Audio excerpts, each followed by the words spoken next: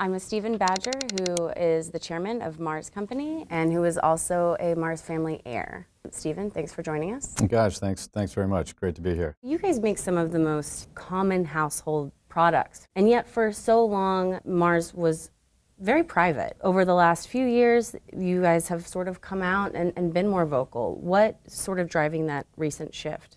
For most of our history, in fact, 99% of our history, chosen not to be in the public eye, and we've really wanted our brands to engage consumers. And yet times have changed, and really fundamentally, as much as anything, current and future associates really want to know the company that they're working for. What is the vision of this company? What does it stand for? Furthermore, there are a range of issues that are very serious, as you would know, facing the world. And are a direct threat to our business if not addressed. Whether that's issues like climate change or labor issues in our supply chain or diversity and inclusion or health and well-being, these are all really key issues that are significant challenges as well as opportunities to our business. We feel a responsibility to do our part in addressing them. And part and parcel of being able to do that is to speak publicly about our stance on these issues and hopefully enroll others to work with us in a coalition to address them. You are a private company, but would you ever go public? Would you ever consider taking things to the market or selling? No, we're 100% committed to staying private, and it really does allow us to pursue our own path, our own future, and to really invest in the long term. And we do that in any number of ways, from the kinds of transformations that we undertake as a business in the categories in which we operate, or in terms of commitments that we make to things like sustainability, where, for example, we have a sustainability and a generation plan where we're spending upwards of $1 billion over the course of the next few years to address everything from climate change to issues in our supply chain with labor to health and well-being. Along the same lines of being a family company, though, I kind of want to talk a little bit more about this. You talked some about the advantages of being a family company, but are there any disadvantages of being a family-run business? The disadvantages to being a family company could come into play if the family's not aligned with what they're trying to do. And in our case, the family's fully committed to keeping the business private. So whether that's my uncle, my mother, or my cousins, my sisters, we're all fully committed to keeping the business private. And so to that end, really that keeps us focused in terms of what we're trying to do. We have a real vision for what we're trying to do, not only with the totality of Mars Incorporated, but with the segments in which we operate. And we really operate, as I say, according to 5 principles, and it really keeps us able to find the pathway through to continuing to build this great business into the future. If you had to give one piece of advice to other family companies to run a successful family business, what would that piece of advice be? I think if I had one piece of advice for others, it would be to really find the set of values that can bind you together. And beyond that, I think I would say to ensure that you set up the appropriate governance structures so that you don't have every individual thinking that they have the right or the mandate to make decisions for the business, and then to ensure that you've got the best people in place to run the business, which in certain cases may well be the family. For much of our history, actually, we were run by family members. So my great-grandfather started the business in his kitchen. My grandfather then built it up, took it to Europe, expanded the portfolio. My uncles then globalized it in a much more significant way and grew the business up again. And then in my generation, we still have people working day to day in the business, but then also playing a very distinct governance role. And so I think those are critical transitions, and every family is different and every business is different, but those are some of the key building blocks to keep in mind.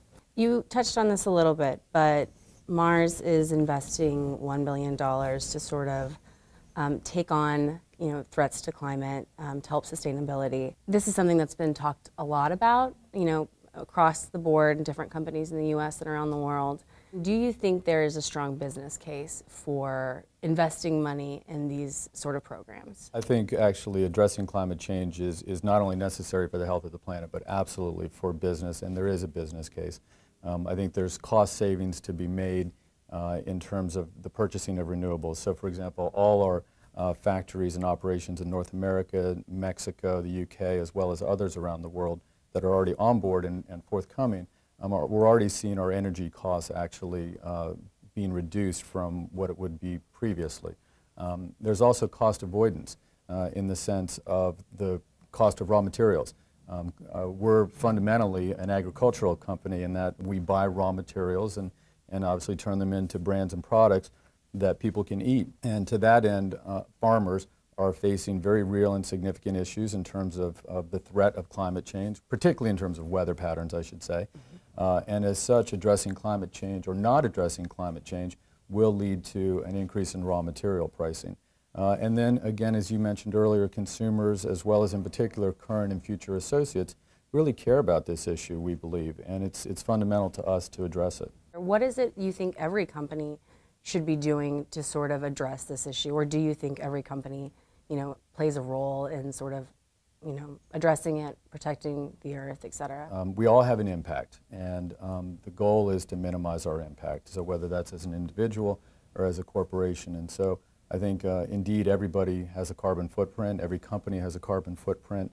Some are larger than others. Ours happens to be the size of Panama, so we started with really our own operations in terms of getting them to carbon neutrality. But then our supply chain actually is where the bulk of it exists.